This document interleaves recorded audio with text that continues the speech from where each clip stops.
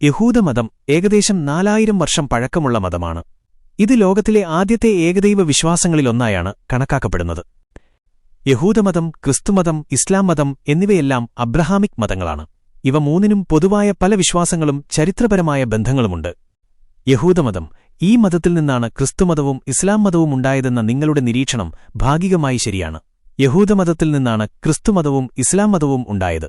ഈ മൂന്ന് മതങ്ങളും പ്രവാചകനായ ഇബ്രാഹീമിനെ, അബ്രഹാമിനെ പ്രധാനിയായി കാണുന്നു. ക്രിസ്തുമതം: ക്രിസ്ത്യൻ വിശ്വാസികൾ യേശുവിനെ ദൈവപുത്രനായും മിശിഹായായും കാണുന്നു. ക്രിസ്തുമതത്തിന്റെ ആദ്യകാല ചരിത്രം യഹൂദമതവുമായാണ് ബന്ധപ്പെട്ടിരിക്കുന്നത്. യേശു ഒരു യഹൂദനായിരുന്നു. ഇസ്ലാം മതം: ഇസ്ലാം മതവിശ്വാസികൾ പ്രവാചകൻ മുഹമ്മദിനെ അന്ത്യപ്രവാചകനായി കണക്കാക്കുന്നു. ഇസ്ലാം മതത്തിലെ പ്രധാന ഗ്രന്ഥമായ ഖുർആനിൽ മൂസ, മോശ, ഈസ, യേശു തുടങ്ങിയ പ്രവാചകന്മാരെക്കുറിച്ചുള്ള പരാമർശങ്ങളുണ്ട്. ഈ പ്രവാചകന്മാരെല്ലാം യഹൂദ ക്രൈസ്തവ പാരമ്പര്യങ്ങളുമായി ബന്ധപ്പെട്ടവരാണ്. ഈ മൂന്ന് മതങ്ങളും ഒരേ വേരുകളിൽ നിന്ന് വന്നവയാണെങ്കിലും അവയുടെ വിശ്വാസങ്ങളിലും ആചാരങ്ങളിലും വലിയ വ്യത്യാസങ്ങളുണ്ട്.